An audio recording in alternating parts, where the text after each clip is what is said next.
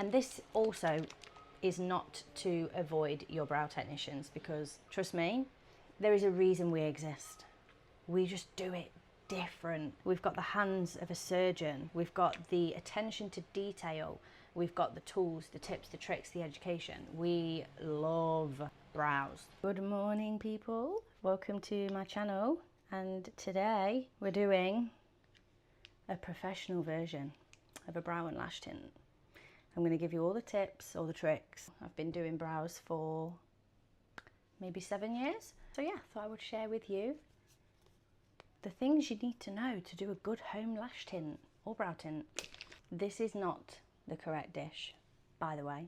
Firstly, what I would like to ask, if you could, is hit the subscribe button, drop a like, drop a comment even. Now the hair is like this because I'm fresh out the shower, and I would highly recommend before you do anything treatment wise on your face that you are fresh out the shower with 0 products on. So here we have my version of a tint dish, the brow tint and the developer. So ratio that I like to use, and this will vary between products, I always do a 30-70, 35-65 kind of ratio.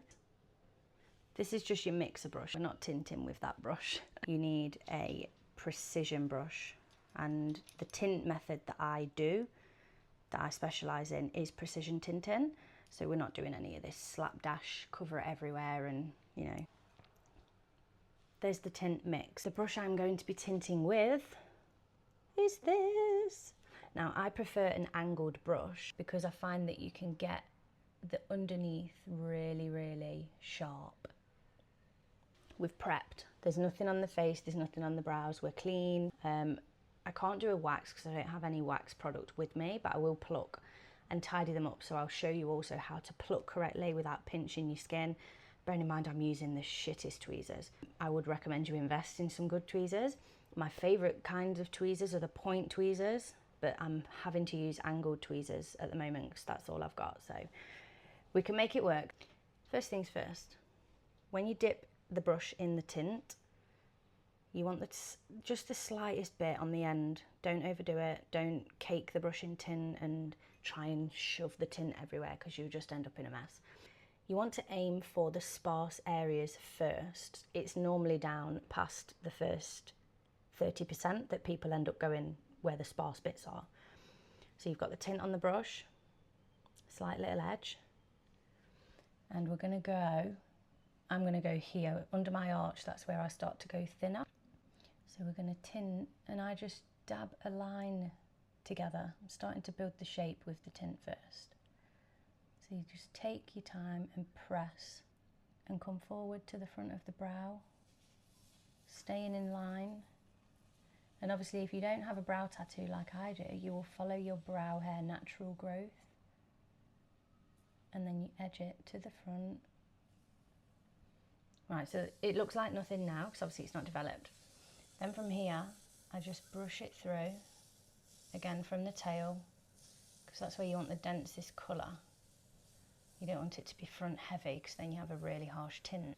And this way, it gives you a defined tail and softer front of the brow when you do the brush through. I like mine quite defined, so I'm going to press down the top of my tail as well, the way I've just done the bottom but in reverse.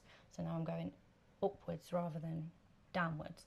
And always make sure when you're tinting that the point, the longest point of the brush is at the front of whenever you do it. Don't do it back to front because it'll just get messy. Wherever you know your thickest patches are, leave them till last because you've got more hair. So the more hair that's in the area, the darker it's going to be because it's not only grabbing the skin, but it's going to grab the hair too. And then I'm going to dab a little bit fresh tint from the arch down the tail, and then bring it to the front. And again, you want this bottom line the sharpest. And then to feather the front, so I dip the bottom of the brush and I'll rest my little finger on my face, join the brow brush up your nose so it's in line, angle it slightly to the left, so away from your inner brow, and I just brush ever so slightly the lightest weight. Just at the first front bit, you don't do it all the way, you know, you don't need it. It doesn't get too harsh and too bold in colour. And then once it's had a bit of time to develop, I just press it in across the top of my brow from the, let's say 20% out, and do it all the way. Then when you get to the brow arch, so your brow, if you imagine it's a 70-30 split, so you've got 70 across the top, then 30 is the tail. When you get to that brow arch, you obviously change direction with your brow brush and mirror that arch coming down. I haven't got all my cleaning up tools either, so you'll have to ignore the lack of neatness that I'm creating today.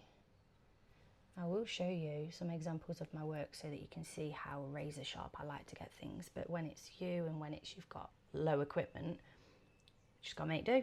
So make sure everywhere's covered, and I'm happy just to make sure the skin is coated evenly, the hair is laid out, nowhere's, you know, tangled or grouped together, because then you'll have an uneven tint. Also, when you've done a few dips with the brush, you want to get the rest of it off, clear the excess build up, because you'll just be rubbing in the same kind of tint, and you want fresh tint going in. So that's brow number 1. This will start developing, and then I like my brows dark, so I just leave it on as long as I'm feeling good with it being on, really. I'm gonna have to use my fingernail to sharpen that line.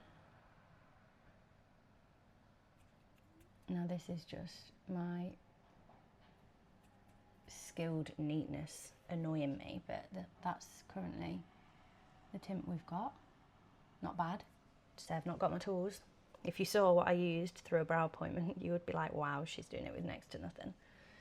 But here we are. So yeah.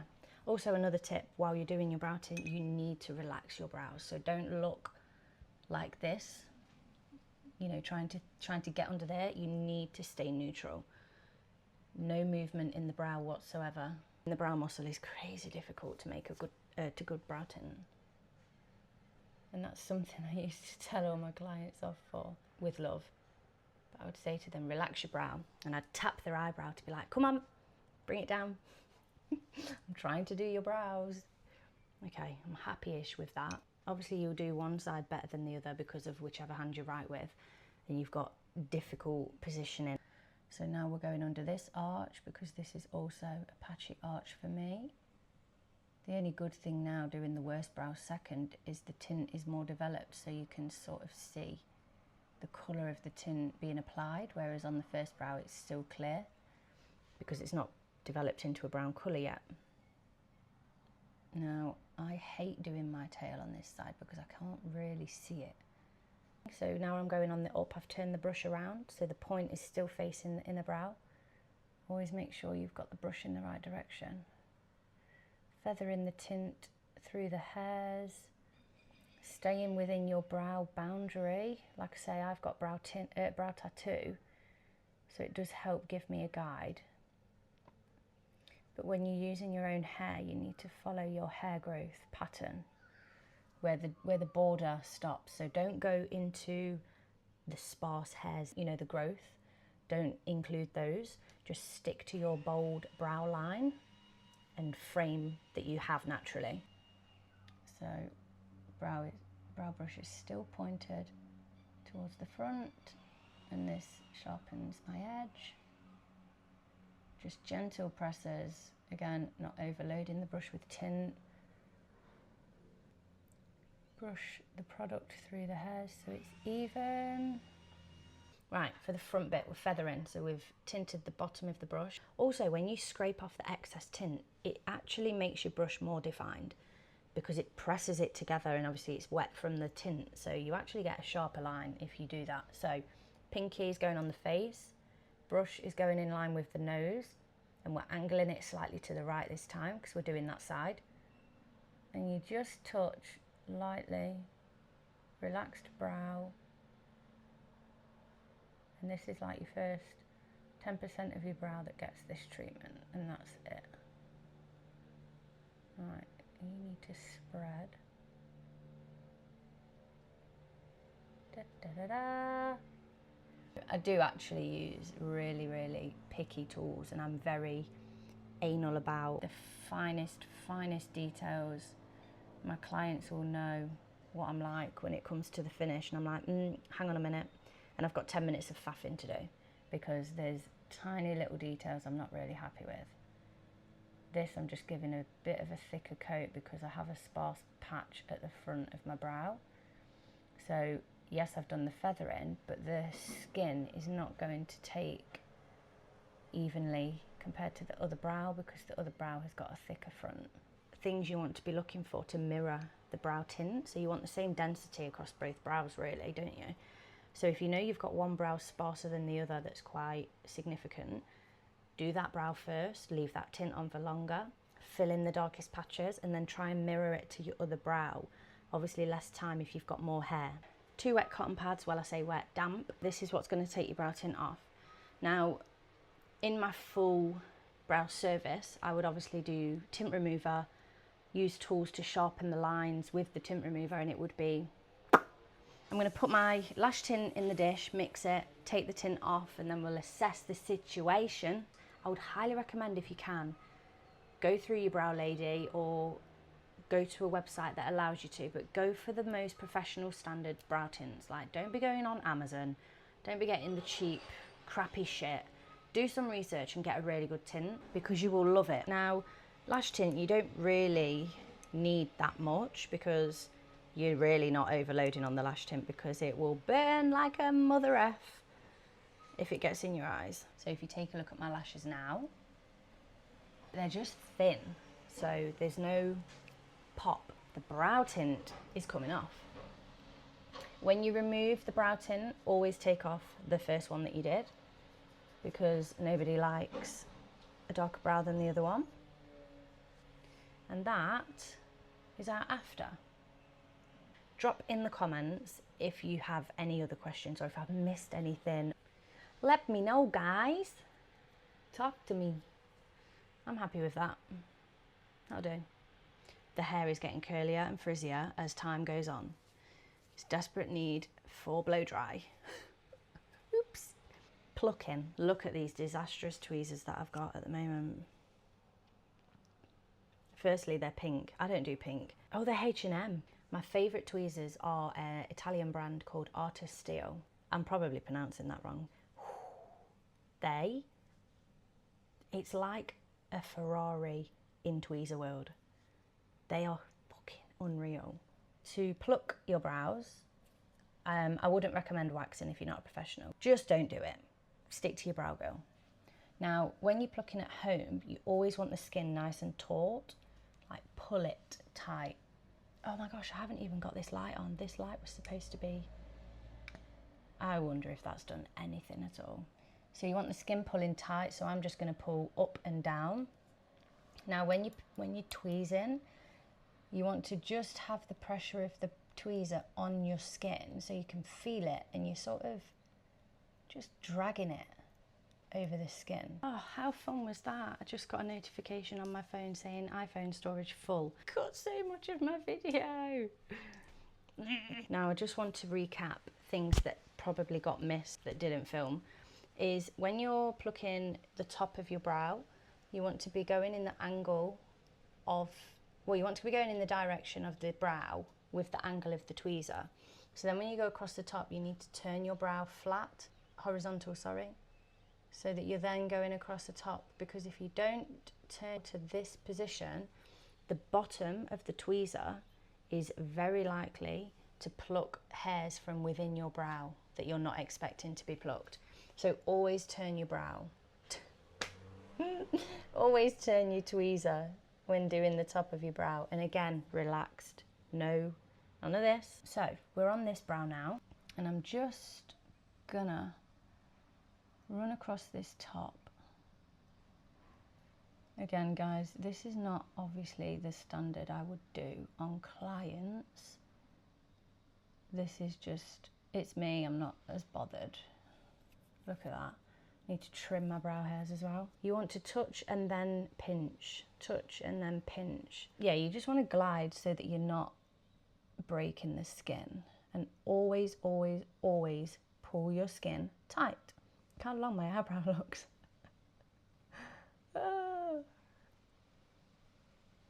Alright, I'm just going to check close up. This is testing my vision. Did you see that one? Take your time with it. You know, I'm obviously very quick at it from my many years of practice. Now, lash tint, you want a nice thin coating, not too much, because like I say, it will absolutely burn if you get it in your eyes. Now, normally when I'm doing this on clients, there's a shield, a clear shield that I put at the root of their lashes so that I brush it onto the shield, but we don't have that. So I'm doing like I would with mascara, so I can see what I'm doing. And I'm just gently brushing right under at my roots, making sure they get coated because the roots is where they're quite thin as well. And just give a nice even colour, and I just sort of brush through like this with the brush. And then my bottom lashes are so ridiculously long, but I'm matching them by, again, just sort of brushing excess tint through them. I mean, you can see there's now colour on there, can't you? So that will just sit for 5-10 minutes. Less is more, build it up. Now, normally what I do on a lash tint treatment for people is I put a rejuvenating lash serum in there as well, like a care product to nourish your lashes, but again, I don't have that, so oh, get that off my eyebrow. Same again, look, my hand is my balance on my face, and I'll just run that through, make sure I'm tucking into all the roots on the bottom.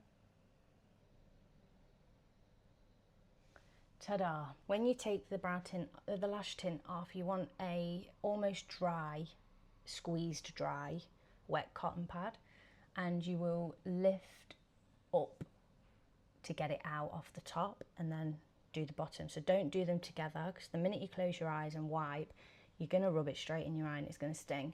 So remove the bottom first, get that out of the way. Do that with the cotton pad so that your lashes press up your eyelid, and then you prevent it getting in your eye. The zero product on the skin is vital if you want a good result at the end of it. Just make sure your clear skin is ready. Like, that's your prep for doing a brow or lash treatment. Always follow your brow line underneath first to build your brow. Don't ever just slap it on the top or at the front, because you're going to end up with a really off-balanced tint at the end result. I haven't trimmed my brow hairs, have I? I don't have a brow brush, so I'm just going to have to. And again, this is so like rookie, but I've got to just snip the ends. Now, if you're going to trim your brow hair, always make sure it sticks up to where it will naturally stay there. So like once you've brushed it, if it stays in a position, don't hold them up and then snip, because that's not where they're going to fall, and then you'll end up with a really strange pattern of haircut within your brow. Does that make sense? When cutting the brow hair, same sort of thing. You want to change the angle when you get to the top of your brow from when you're doing the tail. So you notice how I'm doing the tail like this, in that direction. Then when I get up here, I'm tilting flat.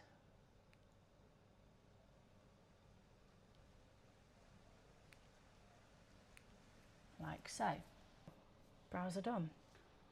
Wet but squeezed dry cotton pads. This was the first one I put on, so I'm just going to use the edge to rub off that bottom tint. That's starting to sting. So I go up with my lashes.